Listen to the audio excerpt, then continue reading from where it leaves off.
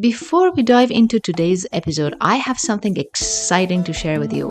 If you're a teacher, principal, or supportive parent looking to bring vibrant educational gardens to your school, I'm hosting a free webinar just for you. In this webinar, you'll learn step by step how to grow a thriving student-led school garden that's connected to your curriculum all during class time with no extra work outside of school hours for you teachers or parents. The webinar is available 3 times a day until February 20th, so it's easy to find a time that works for you. Head over to kidsgrowingcity.ca to register now and start growing with ease. All right, let's get into today's episode. How should you write gardening lesson plans and how should you not? I'm Leila Mireskandari, your host, and this is episode number 33 of the School Gardens with Ease podcast. Today I will focus on lesson planning for a garden. If you've been listening and following for a while, you'd know that a school garden should be grown by the students, led by the teachers, and only supported by parents, admins, and custodians from the sidelines. If you're new to my world, you might still be thinking that school gardens need parent volunteers or time outside class time. In that case, please go and listen to the previous episodes where I explained why that approach will fail and why student-powered teacher-led school gardens are the only way to go. That's the base of everything I stand for, including my Oasis suite of done-for-you programs, everything I advise in my consultations, everything I teach teachers and, parents. It's essentially the base of it all. So if that's the way it must be, and it is, that means that those school gardens will be done during class time and integrated thoroughly into the curriculum. And not only, the science curriculum that everybody thinks of right away, all the curriculum. Language arts, STEM, STEAM, math, science, obviously, social studies, history, geography, health, community, indigenous studies, environmental stewardship, you name it. And if these school gardens are to be designed, built, grown, harvested, and maintained by the students while they learn all that good stuff, it only makes sense that the teachers need lesson plans for it. So, lesson plans are non-negotiable. And yes, I have them for you. My Oasis programs are exactly those. Now, before you roll your eyes and say, of course, you'd say that because you want to sell us your programs, you know what? I invite you to quit listening. Go and build a parent-led community garden on school grounds outside of class time. Go ahead and do that for one season. Just one season, nothing longer than that, just one season this year. Try it. I know you'll be back, and then you will be listening, and not just with your ears, but also with all of your bones. You'll be listening. Sorry for being harsh. Tough love, my friend. Some people just need to learn the hard way, and even though it breaks my heart to watch you do that, if you insist, go for it. There's nothing I can do about that. If you're still listening, you're still here, shall we finally get down to writing those lesson plans? Because they're non-negotiable. Here's how you shouldn't be doing it, which is a very common mistake that I actually see, especially in the schools that I have worked with around me. It happens a lot. And that is trying to find or write lesson plans that teach your curriculum topics and subjects, one by one, sporadically, with gardening activities. For example, you need to teach about water cycle in your science curriculum, or you need to, teach about data management in your math curriculum, or you need to build vocabulary for language, whatever. And you want to teach those in a hands-on way, that increases engagement and it's fun and exciting for your students. And since all those topics could relate to growing food, you bring seeds, soil, pots to your classroom and grow something together to build vocabulary and to show them how water works with plants, and then spring off of that into water cycle. I don't know, talk about soil, for your science curriculum, or, measure plants' growth for your math curriculum, etc. So far, so good, right? And let's assume the best case scenario. Let's assume that the seeds you grew, they grow really well. Now what? Did you plant them at the wrong time of the year? Maybe now they grew tall and there's nowhere for them to go because it's snowing outside. Even if your timing was right, did you think where those plants are gonna supposed to go? What's gonna happen to them? Are you gonna just, send them home with the students to their inevitable demise to, shrivel up and dry in the corner of your student's room? Is that what responsible adults do? What are you actually teaching your students after that lesson is that the science lesson or language lesson is done? It's okay to sacrifice plant life for science and education. Isn't that the attitude that, got the earth into this horrible situation that it is now in the first place? If your school has a garden and your timing was not awful, are you planning to just stick those into the, garden outside and let them die of thirst in a week? Do you now have a maintenance problem on your hands, that's taking a lot of time and energy and all of that with no further educational benefits for your students? Are you not desperate looking for parents to come and keep those plants alive in summertime? What was the plan? And again, that's assuming your seeds grew very well, and that's, not guaranteed, obviously, because it depends on how you did them. The issue is your plan for gardening activities started with your curriculum needs. I understand why you would do that, okay? But this approach does not grow you a school garden. Teachers start with their curriculum because that's what your focus is, and that's completely normal. It's natural. That's what you do with any other hands on activity you bring to your classroom. No shame in that. You can do that with a cooking activity because that's a one off thing. But gardens need more to thrive. Here's how you should do it. Start with the idea of growing the food garden first. Forget for a second your curriculum. I promise that we will get back to it. But let's start with growing the garden idea. What are all the tasks that you need to do to grow a garden? This could be an indoor garden, it could be an outdoor garden. It doesn't matter what type of garden it is. Any type of garden needs a series of timely, consistent chores to be done for it to be strong and, produce food nicely. Let me list them for you right here, right now. Take a pen and paper, take notes. You need first to grow a classroom garden, from seed and then transplant those seedlings into a garden outside if you want an outdoor garden, because you don't have to have an outdoor garden. A classroom garden is plenty. Even if you live in a warmer climate and are not worried about frost, and many of the seeds that we love, like tomatoes, they're better off if you start them indoors first before you, stick them in the ground. So first step is to grow a classroom garden, a seedling garden indoors. To do that, here is the list of tasks you need to do. Number 1, select your seeds. I have that list for you. It's a free guide. It's in the show notes. Number 2, determine the timing of those seeds according to your gardening zone. I can't give you that. Every gardening zone is different.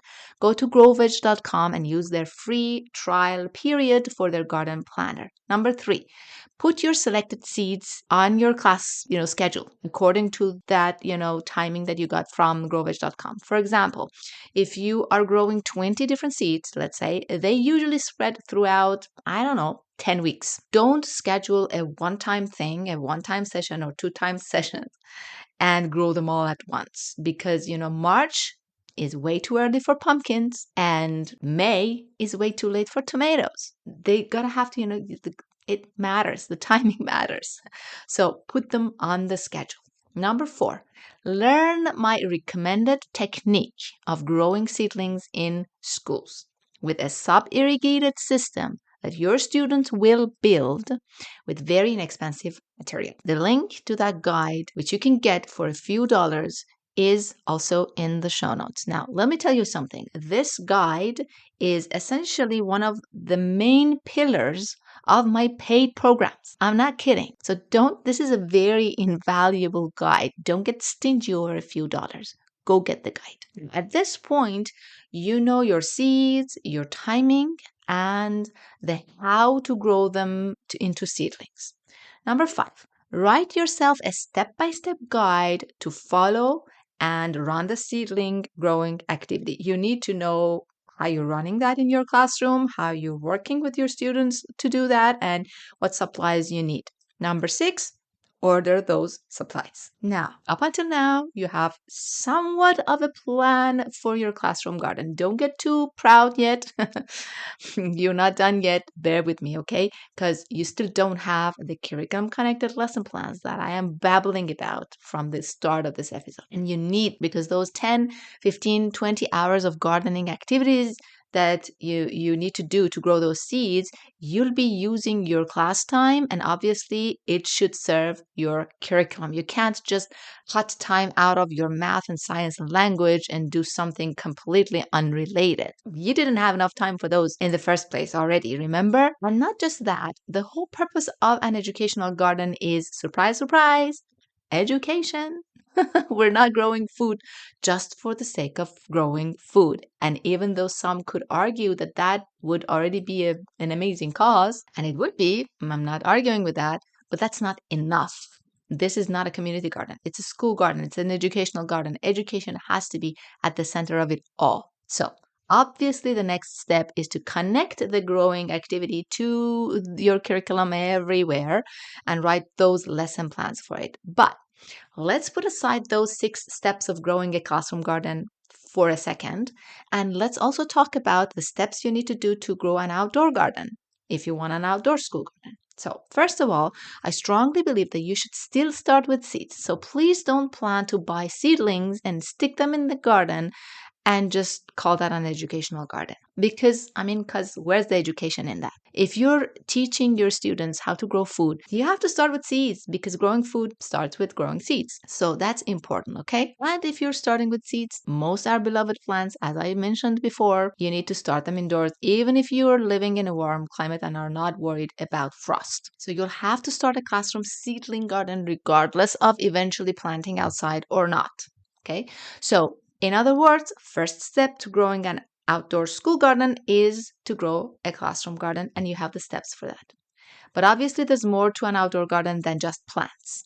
So, number 2 would be you have to design the garden, because I promise you, you don't want a conventional garden. You want a garden that is water conserving, because remember those summer maintenances that everybody's worried about, and low maintenance, okay? And that needs design. Number 3, build the garden. A quick reminder here, very important, about the design and building that everybody forgets. Don't forget this. I don't know why everybody forgets this when it comes to design and building the garden. It's all going to be done by your students. Yes, the designing and building also. They will learn a ton, and they will have the time of their lives doing this. Okay? Number 4, determine, draft, draw, whatever you want to call it, a proper plant placement for your garden that you just designed with your students. Okay, meaning you gotta know what's gonna go where in the garden, because I promise you, you want a polyculture, diverse garden that looks lush, beautiful, and also produces crazy amounts of food. Who doesn't love that? And plant placement matters for that a lot. Okay, number 5, sow seeds into the garden, because it's an outdoor garden and some seeds need to be directly sown in the garden. There are some that need to be started indoors, and there are some that need to be sown in the garden. Number 6, harden off and transplant those seedlings that you grew in your classroom garden into the garden. And if you haven't heard about this phrase, hardening off, don't worry. It simply means getting those spoiled plants that were indoors used to the climate outside. That's what it is. Just Google it up and you'll know what to do. Many of these gardening jargon is, at the end of the day, a bunch of really simple concepts. You Google them and you know what to do. Number 7, water the garden every day. You know that. You have to put that in the schedule for your students to do. Number 8, harvest the short maturing food from the garden at the end of the school year. And you can have some, fun with that. Some fun plans like making salads, smoothies, I don't know, things like that. Number 9, plan and arrange for the community to keep the garden during the summer, water it and stuff like that. So you can come back next year to a thriving garden and harvest more food and seed safe. And that's it. That's the list of tasks that you need to do. Now, If you put that list of tasks in front of you, you will quickly realize that you and your students will need to be there for this garden for weeks and weeks and weeks. Now, before you get intimidated and quit on me right away, I would like to remind you that that does not take a lot of hard work. What it does take is a good plan. I cannot emphasize this enough. Don't look at that list and be intimidated. Yes, if you were to, do all of that by yourself as a one person, that would have taken a lot of hard work and personal time sacrifice. And if you were going to make it happen by recruiting parent volunteers and organizing them and, planning all of that and making sure they do their work, yes, that would have been taking up a lot of hard work and sacrifice of your personal time and the parents' personal time and all of that. But that's not how you're going to be doing it, remember? Do not make the mistake of underestimating the collective power of your students. They can get so much done in one well-planned, well-instructed instructional hour that it will blow your minds off to the moon. Because prior to COVID, when me and my facilitators were going to local schools and running these Oasis programs, I have seen so many teachers' jaws drop that I have lost count. I promise you, you are underestimating your students. I promise you that. All it takes is a good plan. I'm not saying putting that plan together is easy. That's not what I'm saying. You need help with that. I understand that. Hence this podcast, hence all the guides that I give you, hence, ultimately my done for you Oasis programs, all of that is to help you. Okay. What I am saying is you need to have those lesson plans. Now, you either have to write them or you have to grab them off of me. Because I hate to break it to you and I hate this situation, actually. I'm the only one that has them. So again, the link to the Oasis programs is in the show notes and you can go grab. Okay, let's get back to the task at hand. Now that you have a complete list of what you need to do and an overall plan of what you need to get done with your students to have this garden, exist and thrive, you need to write those lesson plans so that you can teach math and science and language and health and arts and all that good stuff. Do it hands-on in this garden that your students will design and build and grow and maintain and harvest from. Now, don't worry, I will get into the details of how to do that, this second part, in the next episode. Is it easier to just get those done for you Oasis programs off of my hands? Of course, it's easier to do that. Go grab them. Again, the link is in the show notes. But if you want to do this yourself, if you have the drive, the time, the energy, and are up for a few years of trial and error, I am not going to gatekeep, okay? I will tell you how to do that exactly with details in the next episode.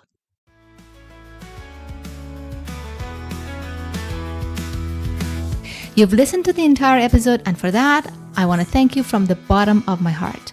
I hope you enjoyed it, and if you did, please leave me a review on Apple Podcasts and Spotify. And please share this episode with other teachers who might be interested in this topic. See you next week for a new episode.